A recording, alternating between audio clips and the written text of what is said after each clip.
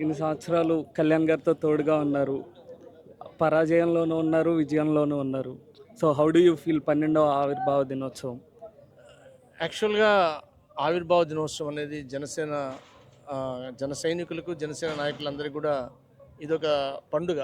సంవత్సరంలో ఒక్కరోజు వచ్చే పండుగ. ప్రతి ఒక్కరు కూడా ఈ పండుగ కోసం ఎదురు చూస్తారు. రాష్ట్ర వ్యాప్తంగానే కాదు, ప్రపంచవ్యాప్తంగా పవన్ కళ్యాణ్ గారిని అభిమానించే ప్రతి ఒక్కరు కూడా ఈ యొక్క సభకు రావాలనే ఆలోచన ఉంటుంది. ఖచ్చితంగా కళ్యాణ్ గారిని మా లీడర్ అనే కన్నా మా దైవం అనే వాళ్ళు ఈ పార్టీలో అందరూ ఉంటారు. కాబట్టి ఇది ఒక పండుగ వాతావరణంలో ఇన్ని రోజులు ఇప్పటం సభ అయితేమి, గుంటూరు సభ అయితేమి, మచిలీపట్నం సభ అయితేమి, ఇవన్నీ కూడా మేము పోరాటం చేసేటప్పుడు చేసిన సభలు. ఇది జయకేతనం అని పవన్ కళ్యాణ్ గారు నామకరణం చేశారు ఈ సభకి. ఇది విజయంలో జరుపుకుంటున్న సభ. కానీ విజయంలోనూ పరాజయంలోనూ పవన్ కళ్యాణ్ని ఆరాధించే వాళ్ళు ఈ పార్టీలో ఉంటారు. ఖచ్చితంగా రేపు సభ అత్యద్భుతంగా ప్రపంచం చూసే విధంగా ఉంటుందని ఖచ్చితంగా మేమందరం ఎక్స్పెక్ట్ చేస్తున్నాం.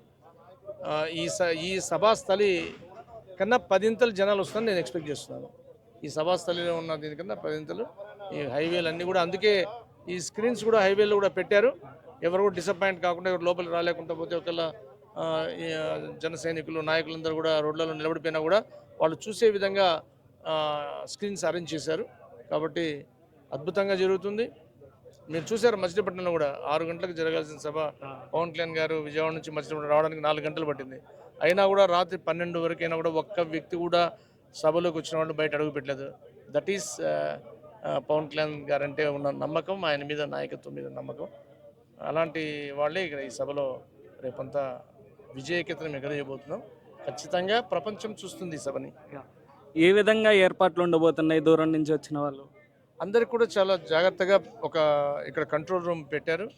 అక్కడ నుంచి సుదూర ప్రాంత పార్లమెంట్కి ఒక ఇన్ఛార్జ్ చేశారు. వాళ్ళతో కోఆర్డినేషన్ ఉంది.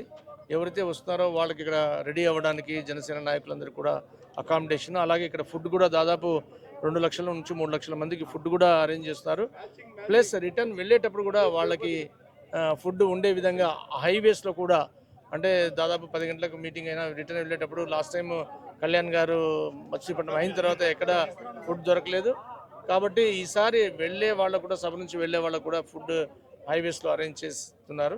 సో అన్ని విధాలుగా మెడికల్ ఫెసిలిటీస్, ఎస్పెషలీ 5 క్యాంప్స్ ఇక్కడ, ఒక 5 క్యాంప్స్ హైవేస్లో కూడా మెడికల్ ఫెసిలిటీస్ ఆర్గనైజ్ చేయడం జరిగింది. లోకల్గా ఉన్న డాక్టర్స్, డాక్టర్ కిరణ్ గారు, డాక్టర్ జ్యోతుల శ్రీనివాస్ గారు, మాధవి గారు, అలాగే వరలక్ష్మి గారు, వీళ్ళందరూ కూడా లోకల్గా మాకు చాలా హెల్పింగ్గా ఇవన్నీ కూడా నిర్వహించడానికి ముఖ్యంగా వీళ్ళ సహాయంతో చేస్తున్నవన్నీ కూడా. ఒక 15 మందితో టీం వేశారు. అందరు డాక్టర్స్ కూడా రేపు ఇక్కడ అవైలబుల్ ఉంటారు. Each medical team right side ఒకటి, లెఫ్ట్ సైడ్ 5 పెట్టాము. ఎక్కడ చిన్న ప్రాబ్లం వచ్చినా కూడా అక్కడ డాక్టరు, నర్సింగ్ స్టాఫ్ అందరూ కూడా ఉండి, ఎమర్జెన్సీ మెడిసిన్స్ డ్రగ్స్ అన్నీ కూడా ఉంటాయి. ఇక్కడ దగ్గరలో కూడా ఒక రెఫరల్ హాస్పిటల్గా ట్రినిటీ హాస్పిటల్ పెట్టుకున్నాం, 100 బెడ్ హాస్పిటల్. ఏదైనా చిన్న ఎమర్జెన్సీ వచ్చినా కూడా అక్కడ షిఫ్ట్ చేయడానికి అక్కడ ఉన్న మేనేజ్మెంట్తో మాట్లాడాము. డిఎంఎస్ఓ గారు కూడా అన్ని విధాలుగా సహకరిస్తున్నారు క్యాంప్కి. So we're doing the best regarding చిన్న ఏదైనా, ఎందుకంటే ఎండలో ఉంటారు కాబట్టి డిహైడ్రేట్ అయ్యేదానికి అవకాశాలు ఉంటాయి. వీటిలందరినీ కూడా కేర్ చేసుకునేదానికి మెడికల్ ఫెసిలిటీ చాలా బలంగా పెట్టాం. అలాగే ఫుడ్ కమిటీ వాళ్ళు ఫుడ్ సర్వ్ చేయడంలో, అలాగే మజ్జిగ ప్యాకెట్లు దాదాపు 5 లక్షల మజ్జిగ ప్యాకెట్లు, వాటర్ ప్యాకెట్స్, బిస్కెట్ ప్యాకెట్స్ 5 లక్షలు.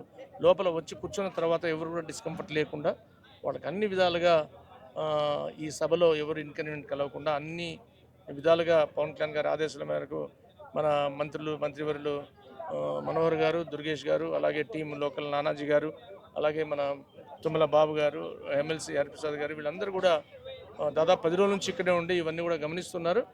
200% ఈ సభ ప్రపంచం చూసే విధంగా ఉంటుందని మేమందరూ కూడా ఆశిస్తున్నాం. జై జనసేన, జై పవన్ కళ్యాణ్, జై హింద్. సబ్స్క్రైబ్ ఎన్ మీడియా న్యూస్.